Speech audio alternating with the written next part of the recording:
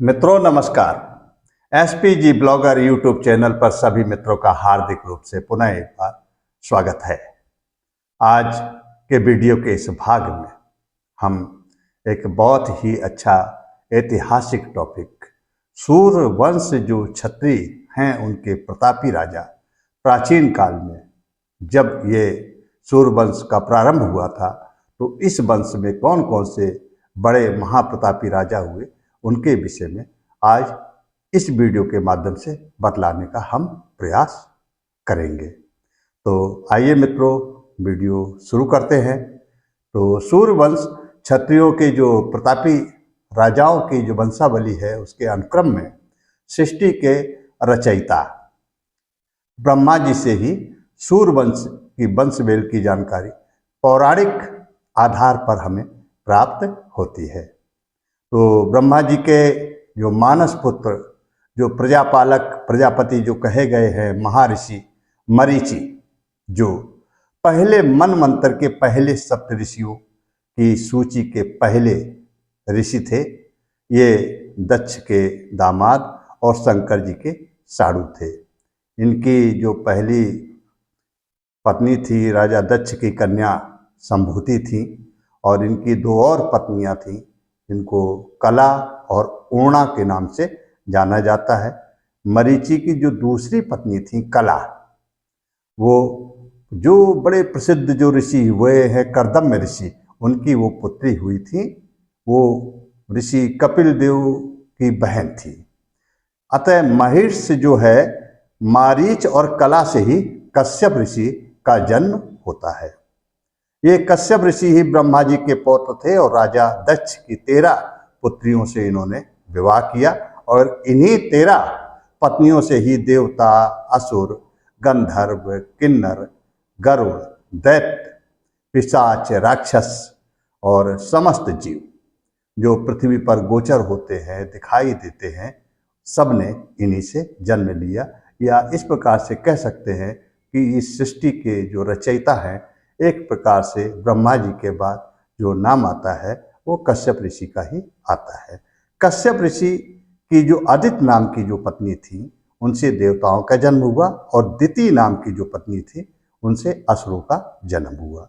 कश्यप ऋषि के अदिति पत्नी से 12 पुत्र हुए जिनमें एक पुत्र विवस्वान, इन्हें मनु भी कहा गया, विवस्वान मनु।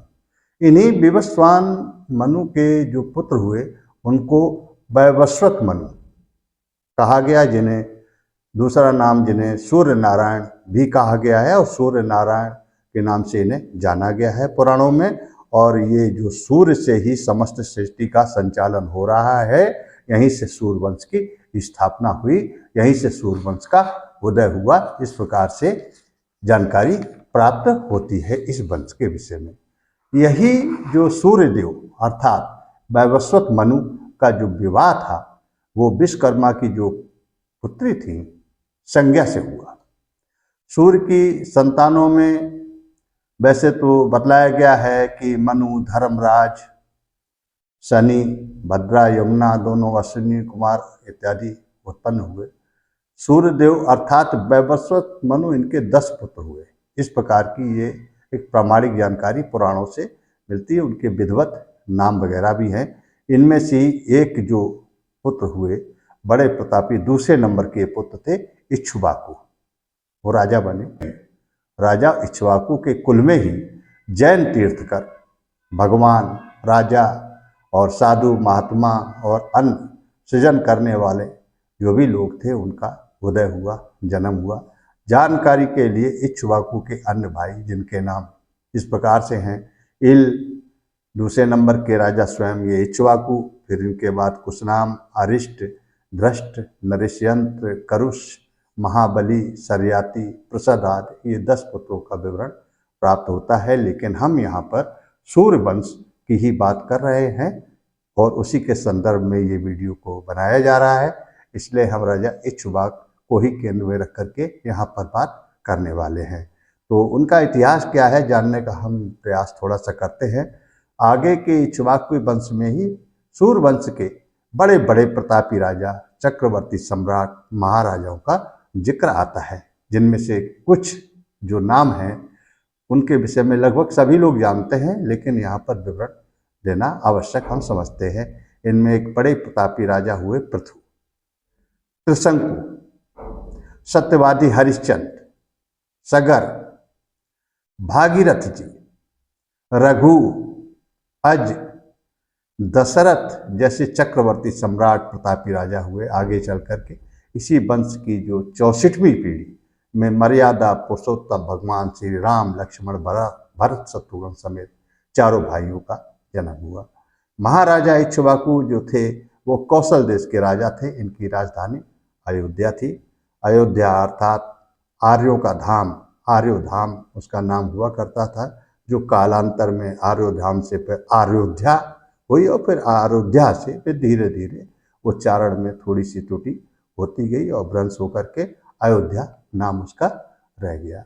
अब आगे की जो जानकारी है वो भी इसी प्रकार से हम इसमें देने का आपको हम प्रयास करते हैं। तो जो राजा इक्ष्वाकु थे उनके जो एक पुत्र हुए बिकुच्छी, बिकुच्छी नाम के जो पुत्र हुए वही इस सूर्यवंश के संचालक थे। इन्हीं से ये वंशवेद आगे बढ़ा है और वो इन्हीं इक्ष्वाकु के पुत्र थे।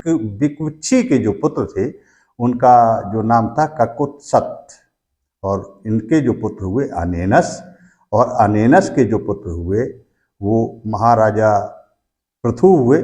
और पृथु के नाम पर ही अपने पूरे ग्रह का जो नाम है ये पृथ्वी पड़ा। इतने प्रतापी वो राजा हुए कि जिनके नाम के कारण आज इस पूरे अपने ग्रह को पृथ्वी कहा जाता है। इनकी आगामी पीढ़ियों में सत्यवादी राजा हरिश्चंद्र हुए, जिनके विषय में तो लगभग सब लोग ही जानते हैं। वो सत्यव्रत के पुत्र थे और राजा हरिश्चंद्र की जो राजा हरिश्चंद्र की जो पत्नी थी तारा, उनके एक पुत्र था रोहित।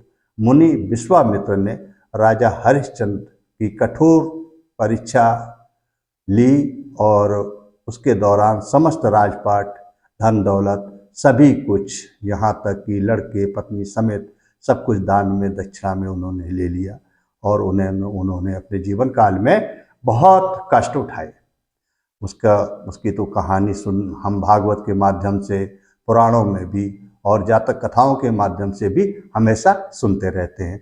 लेकिन राजा हरिश्चंद्र ने अपना सत्य धर्म नहीं छोड़ा और अंत में पूरा राजपाट और सभी कुछ उनको मान सम्मान, पुत्रराज की प्राप्ति हो गई। आगे फिर इन्हीं के वंश में हम चलते हैं तो राजा सगर, बड़े प्रतापी राजा, उनके विषय में है कि उनके 60,000 पुत्र हुए थे और ये 60,000 पुत्र एक बार गंगा सागर गए तो वहाँ अपने घोड़ा से संबंधित अश्वमेध यज्ञ किया गया था और उसमें घोड़ा छोड़ा गया था और वो घोड़ा गंगा सागर में, जहाँ कपिल मुनि अपने आश्रम में तपस्या कर रहे थे, उनके पास पहुंच गया, जहां पर उन्होंने उस घोड़े को बांध लिया।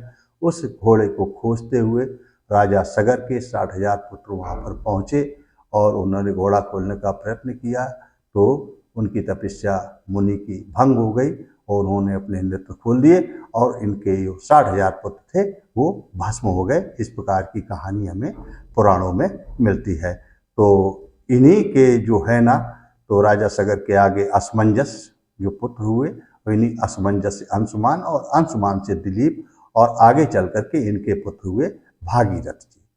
जो भागीरथ जी जो गंगा जी को स्वर्ग से पृथ्वी पर लाए थे और वही गंगा जी जो शंकर जी की जटाओं में उलझ गई थी। फिर भागीरथ ने कठोर तपस्या की, फिर शंकर जी के माध्यम से फिर गंगा जी को पृथ्वी पर उतारा और फिर उनको ले जा करके गंगा सागर ले जा करके और अपने जो उनके 60,000 पूर्वज जो थे उनका उद्धार किया, उनको उनका तरण तारण किया। इस प्रकार की भी कथा भागवत के माध्यम से हम कहानी सुना करते हैं। आगे चल करके यही जो भागीरथ थे, इन्होंने अपने जब पुरखों का उद्धार कर दिया। हम आगे के इनके वंश में जब हम जाते हैं तो इसी वंश में फिर एक राजा होते हैं दीर्घबाहु। दीर्घबाहु नाम के राजा हुए जिनके पुत्र थे रघु। इनके नाम पर ही इस वंश को रघुवंशी कहा गया। इन्हीं के वंशज श्री राम को रघुवंशी कहा गया। रघुवर, रघुनाथ, रघुवीर आदि नाम मिले।